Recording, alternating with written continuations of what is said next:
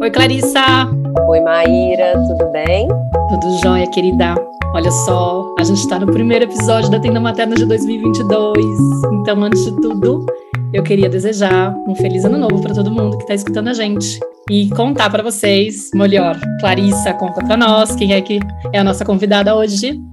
Então, Maíra, nesse primeiro episódio de 2022, a gente tem a honra de receber aqui na nossa tenda a Ade, que foi uma contemporânea minha na faculdade de psicologia, a gente formou na UFMG juntas. Ela também tem graduação em teatro, formação no Instituto Brincante, é educadora parental em disciplina positiva e contadora de histórias. É uma querida que ama esse universo das crianças, do brincar. Ela vive e fala a língua das crianças com tanto amor que a gente convidou ela aqui hoje para trazer luz para nós, pais e mães, que estamos com as crianças de férias em casa aí, principalmente quem está no hemisfério sul, né, Má?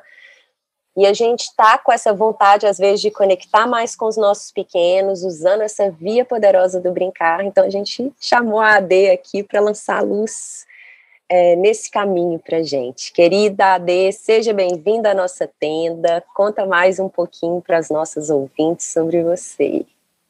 Oi, gente, que alegria! Nossa, muito obrigada pelo convite. Fico muito feliz de entrar nessa tenda, de ter sido convidada por duas queridas. Então, muito obrigada. Que bom que vocês estão ouvindo aqui esse podcast. Estou muito feliz, estou me achando muito chique de participar de um podcast. Então, eu sou a Ade Mello e atualmente eu tenho 2 projetos que estão vigorando aí, né? Que é o Pólen, que é um programa de oficinas lúdicas emocionais para educadores e crianças, e a Casa de Lua, que há 8 anos é um projeto de contação de histórias e brincadeiras. Então, eu venho desse universo do brincar, né?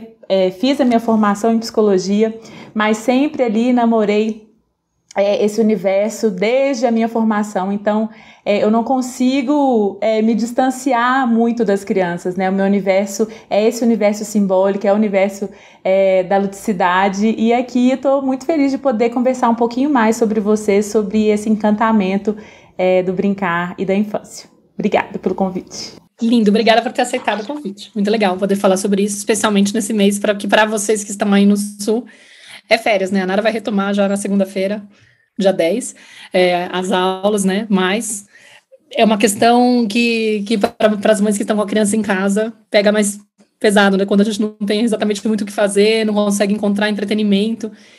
Eu queria falar um pouquinho, eu estava lembrando de uma live que eu assisti uma vez com você, com a Casa da Lua, quando vocês estavam fazendo o lançamento de um curso de vocês, que você citou uma frase do Manuel de Barros, que muito linda, que falava: o meu quintal é maior do que o mundo.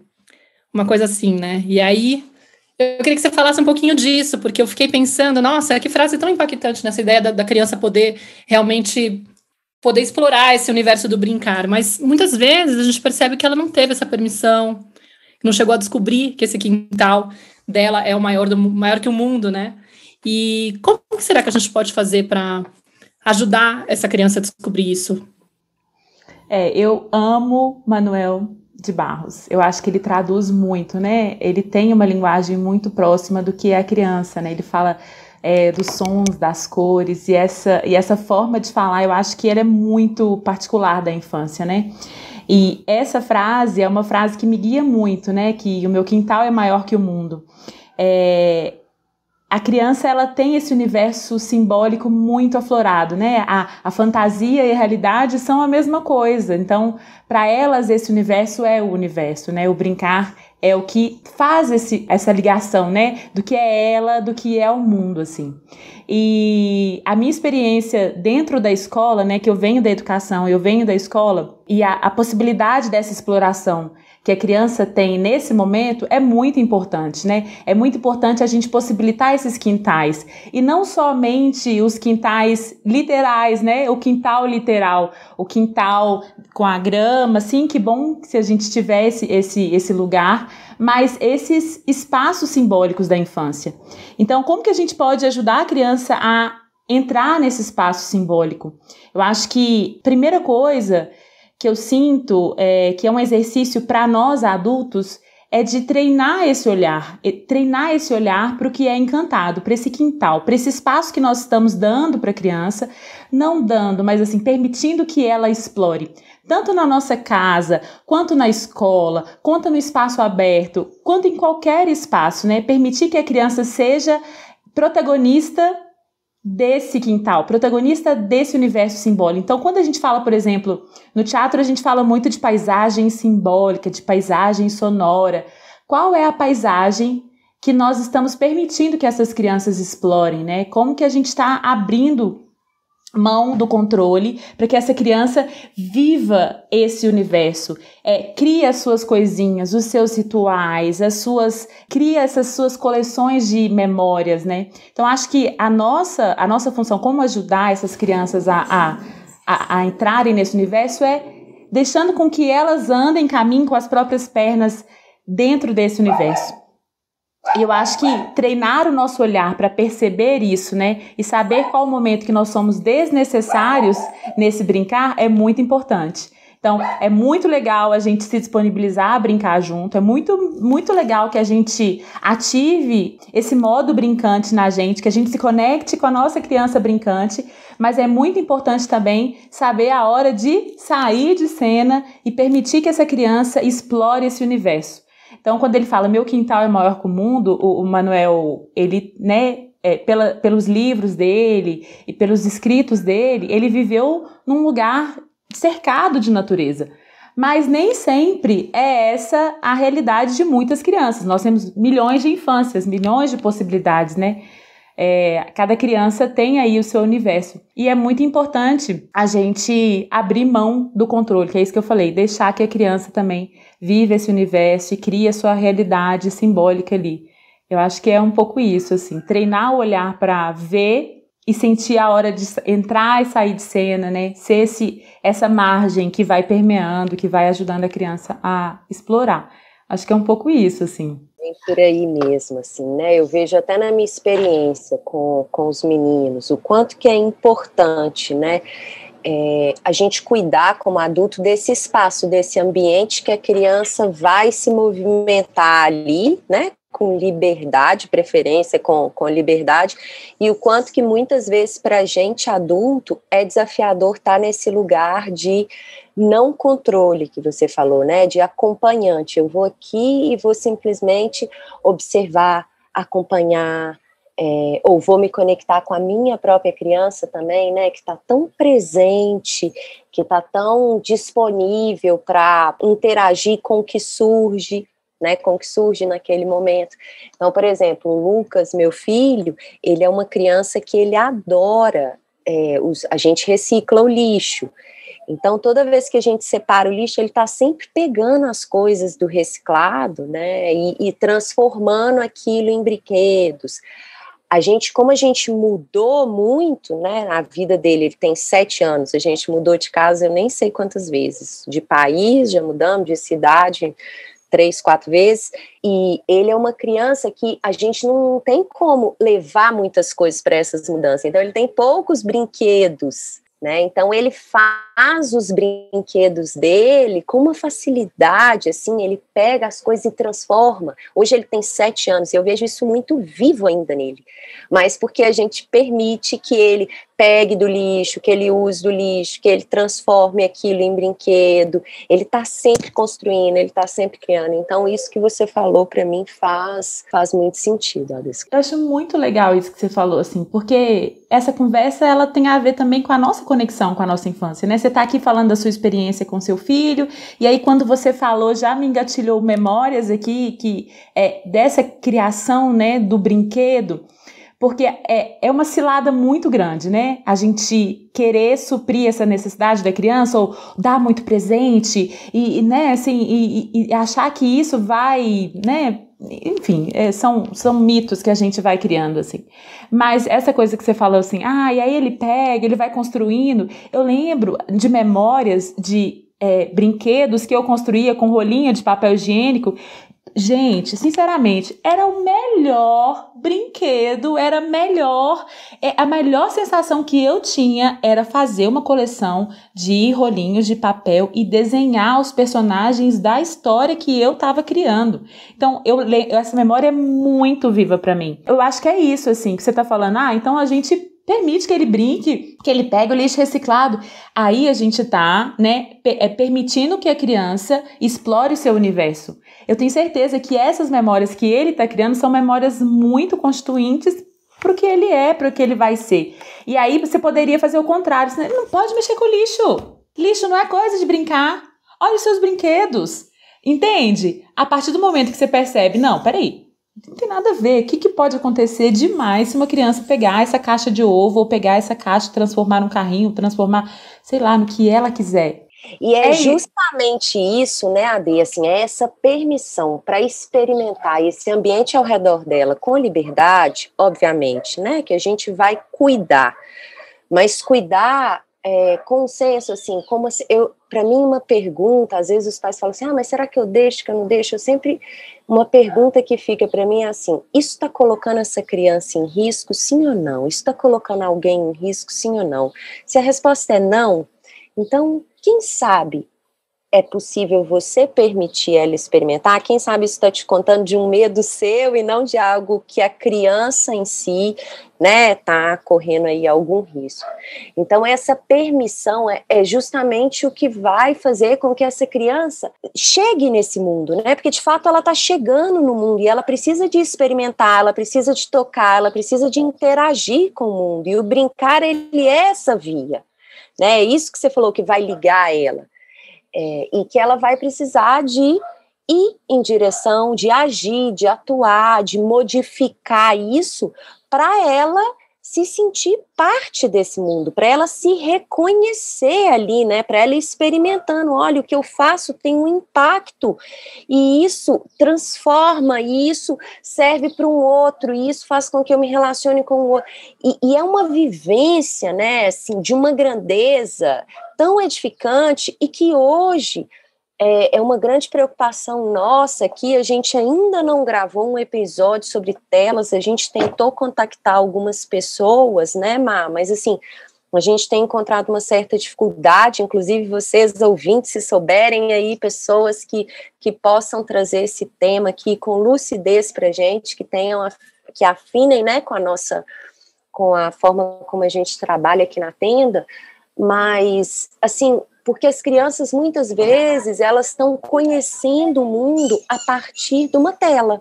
né, assim, entre elas e o mundo tem uma tela, tem aquele documentário que é sensacional, é O Começo da Vida 2, acho que é sobre o brincar, né, e que aí me chamou muita atenção, assim, várias coisas me chamaram a atenção, mas tem uma frase que, assim, uma coisa que me marcou muito, talvez eu não saiba reproduzir exatamente, mas era um cara negro, assim, de um cabelo cheio de dread, e ele fala assim, que as crianças, né, que elas vão para a natureza, que hoje as crianças estão conhecendo a natureza a partir de uma tela, e como que a gente quer que essas crianças se relacionem com o planeta, cuidem do planeta, se elas não têm uma experiência direta com a natureza, né, que elas estão conhecendo tudo por uma tela. Hoje a gente estava na praia, e a gente está em Caraíva, na Bahia, tinha um menininho que eu acho que é nativo daqui, ele tinha 4 anos, ele estava com uma prima de uns, sei lá, 12, e a prima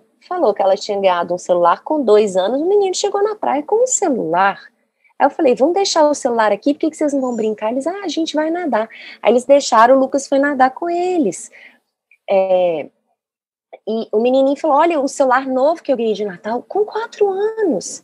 Eu fiquei, assim, impactada. Então, eu queria que talvez que você trouxesse também um pouquinho, né, assim, o que você observa aí no seu trabalho, mas como é que a gente pode, né, as mães hoje, que às vezes veem, meu filho está entediado, não sei o que, aí acaba dando tela, enfim, mas como eu queria que você comentasse um pouquinho sobre essa relação das crianças com a tela, né, para a gente talvez trazer um pouquinho de luz primeiro, problematizar um pouco, né, falar dos impactos disso, para também talvez ampliar um pouco o olhar para que a gente possa buscar caminhos, né? Eu acho que esse é um tema inesgotável, né? A tela, ela é uma realidade. As crianças de hoje chegaram no mundo com o celular, já está aqui. Nós ainda, eu me lembro que eu tive o primeiro celular com 14 anos e não era smartphone, não era essa coisa toda. Ele servia para mandar mensagem, fazer ligação, e era um telefone fora de casa, porque o telefone era dentro de casa. Então, o telefone agora nem é mais para ligar, ele é mais para se conectar com uma rede imensa de possibilidades de conexões infinitas. Então, é uma realidade e ponto, acabou. Não tem mais como voltar para trás, a gente precisa lidar com isso. Mas existem milhões de estudos que falam de quão prejudicial pode ser esse abuso de telas, né? Tanto para a gente, ainda mais para as crianças, por questões neurológicas, a criança ainda está se formando, o cérebro ainda não está formado, né? Assim, a formação da própria personalidade da criança. Então, assim, a gente sabe que o buraco é bem mais embaixo, que existe, mas que a gente precisa, de alguma forma, entender o lugar dessa tela na realidade de cada família. Então, assim, nem tanto ao céu, nem tanto à terra, a gente precisa lidar com isso. Então, eu acho que uma coisa muito, talvez, né, para trazer esse equilíbrio, como trazer esse equilíbrio, né, desse uso de telas também para esse momento que você falou do tédio, né? O tédio, eu li uma frase, eu acho que uma frase até de alguém muito famoso, mas eu não sei de quem é, que o tédio, ele vem antes da criação, uma coisa assim, o tédio antecede a criação. E é isso, né? Quão nós estamos incomodados também com o tédio que essa criança, o quanto a gente consegue sustentar esse mal-estar. Eu consigo sustentar o mal-estar do meu filho, minha filha está com tanto tédio? Ou eu prefiro acabar com isso logo, porque isso também me causa uma angústia imensa. Então, é isso, né? Se a gente consegue ter um momento de sanidade, um segundo de sanidade, parar para pensar e falar assim, peraí, esse tédio incomoda mais a mim, ou o que ele me provoca? O que esse tédio que está na criança provoca em mim? É que você vai sendo consciente das suas próprias ações, né? Para até tomar uma decisão, ou quem sabe, se esse celular é inevitável, né? Se o tablet é inevitável, se a TV é inevitável, será que ele não pode, de alguma forma, entrar numa rotina e estabelecer que aqui nessa casa, ou nessa família, ou agora, nas férias, sei lá, o celular vai ser depois do almoço até tal hora, porque depois a gente vai brincar de outra coisa. Ah, mas a criança vai negociar, obviamente, claro, porque o celular, o jogo, a internet, ela provoca reações muito prazerosas no nosso cérebro. A gente sabe muito bem o quão difícil é sair desse buraco. Então, quando a gente mesmo pega o nosso celular e a gente está lá rolando na tela, são sensações maravilhosas. É o tempo que vai passando, de repente, quando você vê, você está quase um zumbi, assim, meu Deus, me tira daqui. Então, o que provoca na gente, eu acho, né, das redes sociais, do celular, provoca na criança ainda numa proporção ainda maior. Então, já que nós somos os adultos da vez e está sobre nós a responsabilidade de ajudar essa criança a passar por caminhos mais saudáveis, então eu acho que a primeira coisa é a gente compreender o lugar dessa tela, o lugar, quanto tempo a gente consegue, né? Qual o tempo? E negociar com a criança. Se a criança já tem né? Se ela já é mais velha, se ela já consegue argumentar, então tá. Como que a gente pode fazer? O que você acha? Quando a gente coloca a solução também para a criança, ela se sente responsável por isso, é mais fácil dela querer cumprir aquilo. Porque o que eu falo sempre, assim, a criança gosta de ver a banda tocando bem também. Sabe, assim, ela quer ver a banda tocando afinado. A rotina é muito importante para a criança, ela quer que o dia flui, porque é muito desgastante quando também entra muito no embate. Eu quero continuar, e tem o choro, e tem várias questões que vocês falam sempre, assim, né? Então, se a gente consegue, de alguma forma, fazer com que esse item, que agora faz parte da nossa vida e não tem como mais voltar atrás, que é o celular, o tablet, pararapapã, que ele entre em algum momento que seja combinado, que seja de comum acordo. Enfim, mas fazendo contraponto a isso e a necessidade da criança estar na natureza, né? Ser a natureza, porque nós somos a natureza, e é até difícil, assim, eu fico pensando assim, o contato com a natureza, mas peraí, a gente é a natureza, né? Nós somos os ciclos, nós somos esse ritmo, o ritmo da natureza, o ritmo do planeta. O nosso ritmo está conectado a todas as manifestações naturais, da lua, das marés, você que está aí na praia. Então, a maré vai, a maré volta. Esse contato é muito importante porque a natureza, né, o que é natural, né, tanto os brinquedos naturais, a areia, a água, a terra, a folha, a árvore, são elementos organizadores para a criança. Bota o menino para correr na grama, no campinho de futebol, e depois me fala se essa criança não vai estar mais tranquila, se ela não vai estar mais cooperativa, se ela não vai, né, vai estar mais aberta para conversar, para dialogar. Agora, tá com o menino no shopping, com luzes artificiais, com outros estímulos, e me conta a diferença. Existe uma diferença gritante. Então, a gente sabe que esses materiais orgânicos, tanto que existem teorias da pedagogia que são pautadas nesses, né, até a Waldorf mesmo fala, né, desses brinquedos vivos, que são organizadores para a criança. Então, assim, eu acho que é esse momento de sanidade para falar assim, o que a gente faz aqui agora? Ai, Florida, você tocou num ponto interessante quando você falou dessa coisa de sustentar o desconforto de ver a criança entediada, incomodada, reclamando dessa coisa do quero brincar, não tenho o que fazer. Eu vivo muito essa realidade porque eu moro metade do meu tempo sozinha com a Nara e metade sozinha. E ela é filha única, né? Então é diferente quando acho que tem a opção até de brincar com o irmão, e quando você empreende, enfim, aquele cenário de que você tá sempre tendo que fazer alguma coisa e tem a criança que vem e pede atenção no momento que você não pode dar. Eu acho que é interessante para as mães, até eu faço muito esse trabalho de me auto-observar para entender de onde que vem, né, o meu incômodo. Até que ponto eu consigo lidar com sustentar esse desconforto de deixar ela meio na mão com o tédio dela. Por quê? Porque vem muito uma culpa muito grande, do tipo, a criança vem me pedir atenção, ela vem pedir para brincar comigo, ela vem pedir para eu fazer alguma coisa com ela, aí eu não estou disponível porque eu estou trabalhando, porque eu estou cuidando da casa, porque eu tenho que fazer alguma coisa que eu não consigo dar atenção para ela agora. E aí me gera uma culpa de, poxa, o adequado seria eu estar disponível, o adequado seria eu estar brincando com a minha filha agora, porque eu sei que é importante, porque eu sei que isso seria, entre aspas, o ideal, né? Como eu não posso estar oferecendo isso para ela, aí vem um monte de medos. Ai, será que ela vai parar de gostar de mim, vai ficar brava comigo, vai ficar chateada? Ai, será que, não sei, que ela vai sentir essa falta, vai se sentir abandonada por mim, entendeu? E aí, como eu não posso oferecer para ela, aí eu fico assim, ai meu Deus, será que ela vai conseguir ficar nesse desconforto de ficar incomodada? Eu também não tenho muito essa resiliência, né, de viver esses desconfortos, então eu olho para ela e não acredito. E aí eu penso, poxa, se eu deixar ela na televisão, né, muitas vezes a solução acaba sendo essa. Ela vai ficar entretida, ela vai ficar, tipo, ok, porque ela curte, tá tudo resolvido, né? E aí vira um ciclo. Porque depois você se sente mais culpada, porque você percebe que a criança tá meio que viciada, porque ela já não pede mais atenção, ela pede a televisão, o pedido já fica deslocado, ou seja, vira uma bola de neve, né? Então eu me lembrei disso, assim, porque acho que é interessante entender que, na verdade, às vezes, a dificuldade de oferecer para ela e falar, tá tudo bem não saber o que fazer, né? Porque você pode explorar.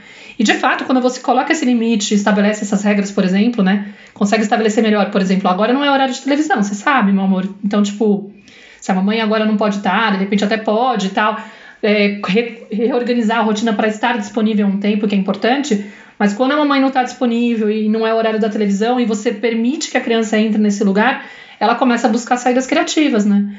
E aí, de repente, ela tá desenhando, a Nara agora tá escrevendo uma história. Tá começando a escrever, bonitinha.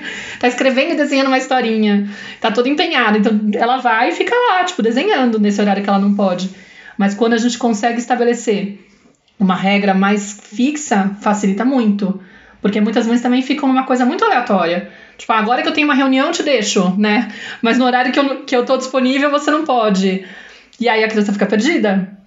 Óbvio que ela vai ficar batendo de frente. Mas eu pensei muito nisso. Assim. É isso que você está falando. A comunicação vai estar cheia de ruídos. Então, se eu insistir muito com a minha mãe, ela vai liberar a TV. Agora, será que pode? Será que não pode? Então, a rotina, ela ajuda, inclusive, nisso, para a comunicação ficar mais clara. Para saber realmente, assim, não, eu sei que agora então, realmente vai ser, se eu falar qualquer coisa, não vai dar. Eu sei que não vai dar.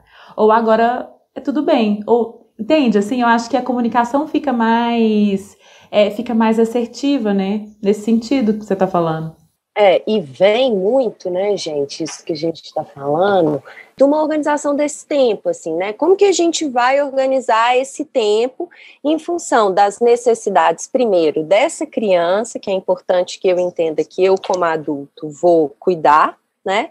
E, obviamente, das minhas necessidades também, mas com o cuidado da gente não cair nessa pegadinha que a Maíra falou, de eu ficar sobrepondo as minhas necessidades e invisibilizando a necessidade da criança. Porque muitas vezes, assim, eu duvido que uma criança, ela prefira estar na tela do que estar conectada de verdade com outro ser humano que esteja disponível para ela, para brincar, para fazer algo ali que realmente dê muito prazer para ela. Eu vejo pelos meus filhos, assim, o João, que está, assim, no auge da adolescência dele. Se um amigo chama ele, né, ele está com 13 anos, se um amigo chama ele para jogar bola, para ir para a praça, para andar de bicicleta, ele sai na hora, ele troca a tela por isso. Se eu chego de mansinho lá, entro, né, deito do lado dele, fico ali, se ele está no celular, por exemplo, eu fico ali com ele um pouco, me interesso pelo que está acontecendo ali com ele, vou entrando devagarzinho no mundo dele, e me conecto com ele, logo eu consigo estabelecer um diálogo e ir tirando ele. Mas muitas vezes, né, a gente entra nessa dinâmica aí de uma forma meio equivocada. Então, a gente precisa de entender das necessidades das crianças e do quanto que essa necessidade de conexão, ela se sobrepõe a todas as outras. E se isso está muito presente para a gente vai encontrar caminhos para refazer, né? Porque talvez vocês aqui que estão escutando a gente já tenham feito aí caminho, já estão, né, meio desorganizados com essa questão das telas, às vezes agora nas férias isso pode ser motivo de estresse, pode ser motivo de conflitos. Então lembrem-se que a criança, a necessidade mais básica do ser humano é conexão. E conexão com o quê? Com outros seres humanos, com a natureza, né? Porque a gente é a natureza, como a Ade falou. Então, não há nada que a criança queira mais do que estar com outro ser humano, do que estar com nós, pais e mães, principalmente, né? Do que estar na natureza. E se a gente faz isso com prazer, com disponibilidade, com presença, com certeza elas também vão nos acompanhar e a gente pode ir encontrando caminhos aí. E aí, Ade, tem uma outra pergunta que eu queria emendar aqui. Beleza, né? Então tá, tô entendendo isso, vou encontrar esses caminhos, vou começar a estabelecer, a organizar o tempo, a não ficar tão, né, colocando a hora da tela de acordo com a minha necessidade, mãe, vou estimular mais a questão da brincadeira, estou entendendo que isso é importante. Tá, mas e aí, né, como é que a gente faz para a criança brincar de uma forma concentrada, né, para ela ficar ali entretida na brincadeira, porque a criança, ela distrai o tempo inteiro, ela quer fazer outra coisa, ela não me deixa fazer nada, enfim, isso é uma questão que muitas mães trazem, né, como é que faz para a criança ficar entretida sem a tela, né, porque a gente põe na tela, ela fica ali 40 minutos, 2 horas, às vezes mais tempo, né, desde as pequenininhas até as grandes ficam ali horas na frente da televisão. Mas se eu vou falar para brincar de outra coisa, 5 minutos, já acabou, aí muda para outra brincadeira. Enfim, o que você pode falar para a gente sobre isso? A tela é uma concorrência desleal, né? Ela é realmente uma concorrência bem desleal. E eu acho que essa coisa da concentração que você está falando, ela depende muito também da idade da criança. Varia de acordo com a idade da criança. Então, os pequenininhos já têm uma atenção mais flutuante, não vai se conectar tanto, vai se desconectar, é uma brincadeira, né, com mais estímulos, aí a criança já começa a entrar numa idade mais lógica, você já consegue brincar de outras coisas, né, jogos, enfim. Eu acho que quando a gente está brincando com a criança, precisa de uma disponibilidade real, oficial, de quem está brincando. Se fingir que está brincando, não vai adiantar nada. Ou você tá brincando ou você não tá brincando. Você tá brincando real, oficial. Ou você tá fingindo que você tá brincando porque ouvi no podcast que as meninas falaram que tem que brincar. Então eu tô lascada. Peraí, como é que é? Ontem aconteceu uma coisa muito interessante. Nós temos 2 vizinhos, crianças, e eles amam vir aqui para minha casa. Eu tenho muitos livros aqui, porque, né, eu como trabalho com as histórias, eles amam. E tem uma gaveta específica com brinquedinhos, assim, que eu fui juntando e tem uma gaveta. E aí o menino, né, a criança, ele tem 6 e a menina tem 8. Então, um menino e uma menina. E aí ele já chega, posso ver a gaveta? Já vai direto na gaveta. Então, aqui tem um lugar meio encantado que eles gostam de explorar. E aí tem essa gaveta, e ele brinca, nananã. E eu tava terminando de fazer um trabalho, falei, ó, tô terminando de fazer um trabalho, daqui a pouco a gente vai brincar. Só que quando eu terminei o trabalho, já tava na hora que eu ia sair. Eu falei, gente, eu vou sair. E a Amanda, que é a minha esposa, tava aqui e ela começou a brincar com eles. E ela falou com eles, ó, infelizmente a gente vai ter que sair. Aí a menina falou assim, não vou falar o nome dela, porque enfim, né? A menina falou assim, não, a gente vai brincar de esconde-esconde. Aí a Amanda falou assim, mas a gente vai ter que sair. Porque a nossa primeira resposta é sempre não. A nossa primeira resposta é, não, porque demanda uma energia.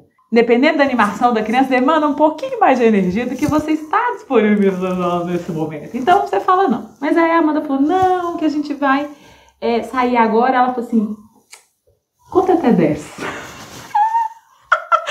Aí a Amanda começou, 1, 2, 3, saíram os 2 escondendo e entraram dentro do nosso guarda-roupa. E eu tava ali terminando, a gente tava arrumando, realmente a gente ia sair.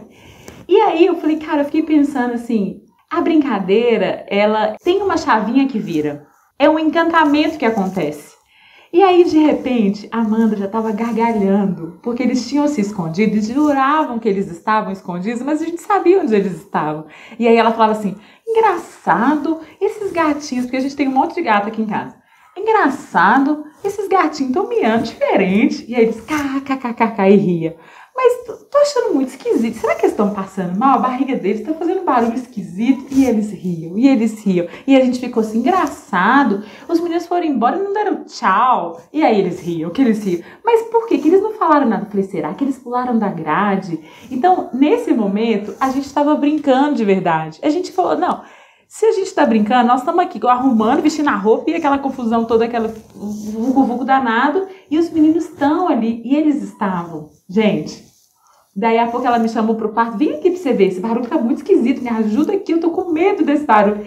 Mas eles estavam numa gargalhada. E quando eu abri a roupa assim, ela tava com o cabelo todo tampado no rosto pra se esconder ainda mais, assim, aquela transgressão infantil, assim, eu entrei dentro do armário dela, você tá entendendo? A brincadeira, ela provoca esse lugar. Então, depois que eles foram embora, que realmente a gente estava de saída, né? Eles chegaram, a gente já estava de saída. Foi aquela brecha. A brincadeira, quando ela acontece, é uma brecha, que não é uma água que procura. Ela procura um caminho. Não tem como parar a água. A água, ela acha um caminho. A brincadeira, eu acho que é isso. Quando ela abre, ela procura um fluxo. E a gente ali, entre fazer as coisas, porque o adulto, ele tá fazendo coisas que são coisas de adulto, né? Aquela coisa chata que você tem que ser. Você precisa trabalhar, você precisa... Ana, para além de ser muito prazeroso brincar, ser o responsável pelo funcionamento do lar e da vida. E responsável pela vida dessa criança ainda por cima. Então, essa brecha, né? Quando a gente experimenta isso, a gente sai transformado. E a gente saiu, depois que a gente saiu aqui na rua, a gente ficou ainda brincando tempo com eles, né? Essa conversa, fala, não é possível, vocês trollaram a gente, vocês trollaram a gente, eles riam nessa transgressão tão gostosa, tipo, como que a gente conseguiu enganar elas muito bem. Elas não conseguiram achar a gente mesmo, elas acharam que era um gato. Então, isso, quando eu e a Amanda, né, entramos no carro, a gente ficou dando gargalhada. Então, você vai falar comigo assim, eu ouvi lá no podcast que elas falaram que é importante brincar, não sei o que. Gente, é importante, mas agora sim, os maiores beneficiados, quando a gente deixa essa brecha, né, essa água te invadir, somos nós mesmos. Essa sensação de prazer que a brincadeira provoca, ela acontece na gente também. Não é só na criança, não é só nos meus vizinhos que estavam escondidos dentro do armário cheio de roupa.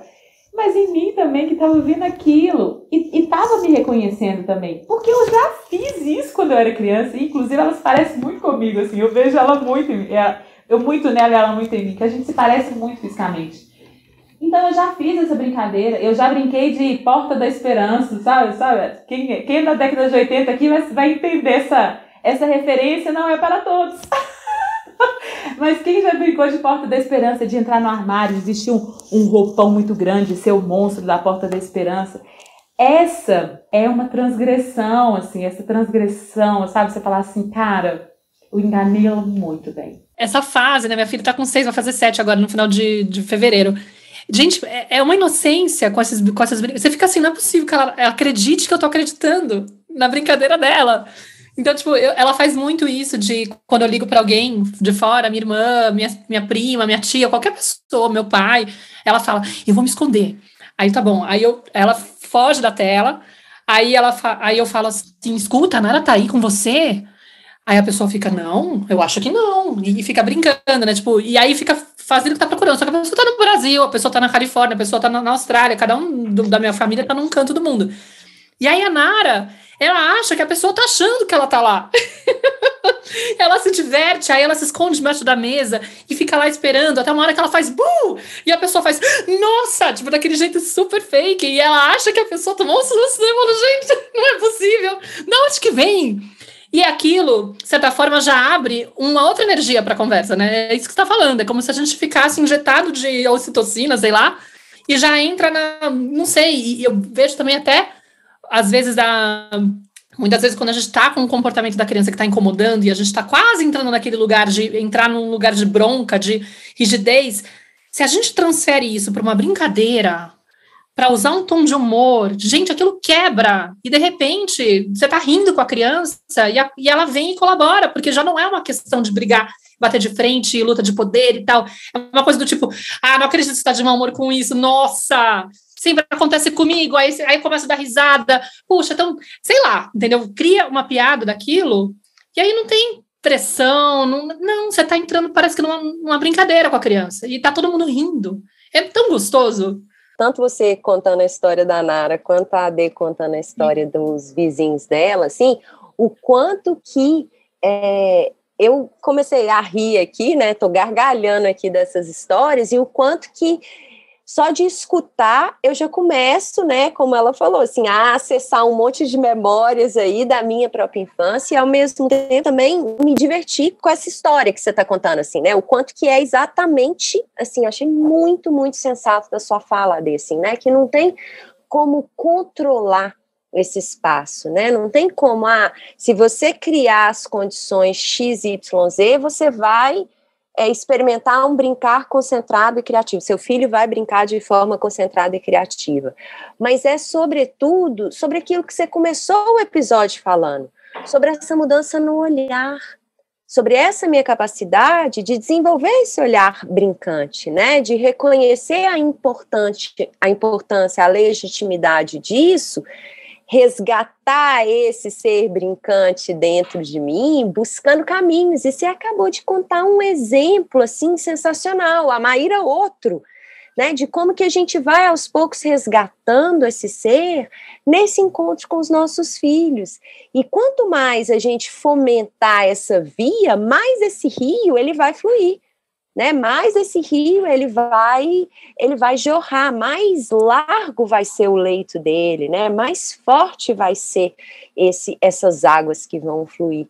Só de escutar vocês, a gente vai se sentindo vivo, né, a gente vai se sentindo tomado por isso, e é de uma potência. Eu imagino vocês que estão escutando aqui o episódio, talvez tenham sentido isso, assim, a hora que as meninas estavam contando, né, o quanto que isso preenche, que isso nutre, que isso deixa a gente vivo, e é sobre isso, né, o brincar, ele é isso, né, é sobre isso. Muitas vezes até trabalhando com adultos, né, na época que a gente fazia eventos presenciais, naquela vida passada nossa, brincando, né? Algum tempo atrás, quando a gente fazia isso, eu fazia muitos eventos presenciais, quando a gente traz alguma brincadeira para os adultos, né? Ou vai dançar, ou vai fazer alguma atividade brincante assim. É incrível a gente ver como que em poucos minutos, assim, a brincadeira ela tem esse poder de acessar espaço, de buscar ali, é como se desse a mão para a criança interior da pessoa ali na hora e trouxesse ela, e a gente consegue ver ali naqueles olhinhos brilhantes, naqueles sorrisos, sabe, naquele corpo todo cheio de vida, de presença, que é uma coisa muito maravilhosa, e as crianças elas estão o tempo inteiro, né, assim, chamando a gente para isso. Então, se a gente limpa um pouquinho os nossos olhos e encontra, né, igual a primeira resposta vai ser não.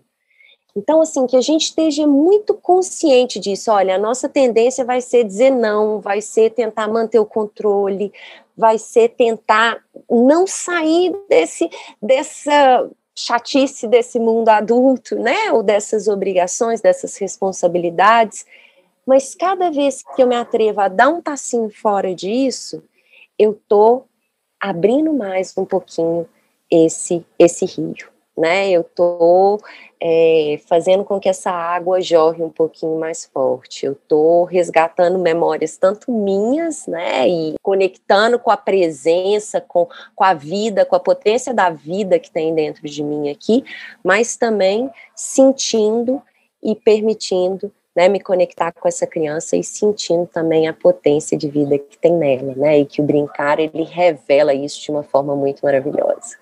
É muito incrível, né, gente? E é engraçado, você estava falando das coisas presenciais, né?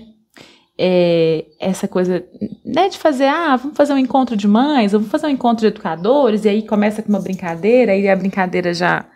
É como se fosse melhor amigo da pessoa que você fez o par do passarinho, tipo assim, a pessoa, tipo, você já tem uma intimidade, você cria uma intimidade que você já quer encostar na pessoa, você já quer abraçar, é um negócio que é isso que você falou, né? É vida, vai pulsando o negócio. Eu acho que quando a gente vai falando dessas memórias, né, é impossível a gente não acessar muitas memórias, tanto da nossa infância. Se a gente fala fala uma brincadeira que você brincava no quintal da sua avó. Aí as memórias, fala uma brincadeira que você brincava com a sua melhor amiga. Posso que vocês já pensaram. Fala uma brincadeira que você brincava dias de chuva. Tananana. Quando acabava a luz, já começa. Então, assim, essas conexões, e a gente fala muito, quando a gente vai fazer formação de educadores, formação de brincantes, né? Porque aí a gente já entra num outro lugar. A brincadeira, ela, né, quando você fala de profissionais que trabalham com a brincadeira, que vão propor essas experiências brincantes, a gente já começa a pensar em outras coisas. A gente já começa a estruturar um pouquinho mais, colocar as brincadeiras em categorias, brincadeiras cantadas, brincadeiras com regras, brincadeiras pananã, a gente começa a catalogar até para organizar o nosso pensamento dentro do nosso trabalho, no caso de nós brincantes. Mas tem uma coisa que eu acho muito legal, que tem a ver com essa coisa da memória das brincadeiras, que você estava falando, eu falei uma brincadeira, você lembrou, você também, né, acessou sua memória, que são esses links, que quando a gente permite que esses links aconteçam, por exemplo, a gente vai fazer a formação, a gente fala, gente, olha só, quando vocês forem fazer uma brincadeira, deixem o seu corpo relaxado, tá aqui nessa brincadeira, mas os links que vão acontecendo, vai escutando esses links. Porque a conversa da criança, ela não é uma conversa lógica, né, assim, ela é uma conversa lógica, ela vai ganhando a lógica, mas ela tem esses links muito loucos, assim, que é uma coisa que vira outra, de repente, sem pedir permissão. Então, quando a gente vai trabalhar com a brincadeira, a gente também se abre para esses links que vão acontecendo, para que a gente consiga trazer um pouco dessa lógica fora da lógica. Então, acho que é uma coisa legal também para quem trabalha com a brincadeira, né? E para quem tá disponível para brincar, porque aí a gente foge daquela coisa que é assim, ok, acabou a brincadeira, agora vamos brincar de outra brincadeira. Mano, não tem esse time, não. Quando a gente fala da brincadeira, que a gente fala desse fluxo, esses links que vão trazendo esse caminho de onde a brincadeira vai ser percorrida. Tanto para quem trabalha com as crianças, né? Um grupo de crianças que é um educador que está ali com as crianças diariamente, que já tem esse dialeto, que já consegue criar esse dialeto, essa língua de como conversar, essa conversa lúdica com as crianças, né? Tanto para quem está em casa, que vai puxar, você vai fazer a criança se sentir bem, né? Porque a criança ela vai se comportar melhor quando ela se sentir melhor, não quando ela se sentir um lixo que ela vai te obedecer. É um caminho mais pelo prazer, mais pelo bem-estar, do que pela obediência, porque sim, e aqui quem manda sou eu. Então, se a gente está indo por esse outro caminho, né? Que é do bem-estar. Então, se a criança se sente melhor, ela vai ser mais colaborativa, ela vai estar mais disposta a negociar, enfim. Então, por que não a gente trazer essa lógica desses links, né? Você está fazendo a comida, você está ali ocupada com a alimentação da criança, com o almoço, você já puxou uma história, de repente a colher já virou um instrumento, você fala assim, é engraçado que nesse restaurante aqui podia ter música, então você pode, por favor, chamar os músicos desse restaurante para tocar, e a criança fala, what? Esse dialeto aqui eu conheço, isso aqui eu sei conversar, peraí, entende? E eu acho que exige um pouco de disponibilidade de nós adultos. Porque como a gente já falou, a primeira resposta é não. Você não me enche a paciência, que agora eu vou fazer o almoço, depois você vai almoçar, depois eu vou estar. Mas se a gente ativa o nosso estado, e a brincadeira ela é um estado, né? É um estado de presença. A ludicidade é um estado de presença. Lúdico não significa que você vai fazer uma atividade colorida, cheia de brilhos e não é esse lugar. A ludicidade é a presença.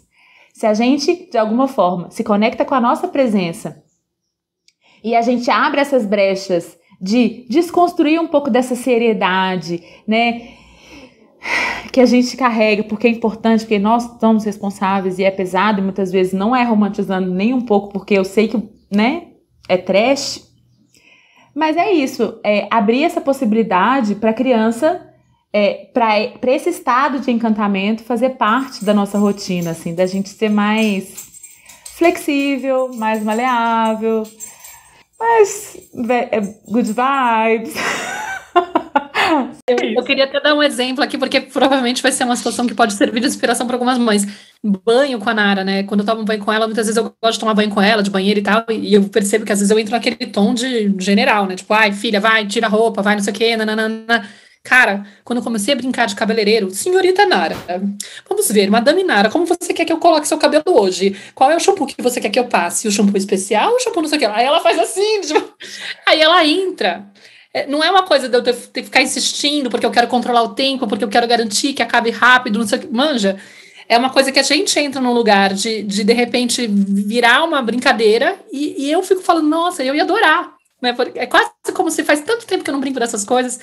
E no fundo, aliás, gente, tem uma menina de filha, eu falo, é tão gostoso, porque vem um monte de brincadeiras que elas querem fazer, de pintar a unha e tal, que eram coisas que eu fazia, e que a minha rigidez, o meu excesso de, sei lá, de querer fazer as coisas tudo direitinho, cuidar da rotina, de um jeito que funcione, tudo muito dentro do controle, me distanciou disso. Então é sempre um convite constante, é muito gostoso. E quando eu entrei nesse lugar do banho, nossa, mudou o astral. Agora é uma diversão.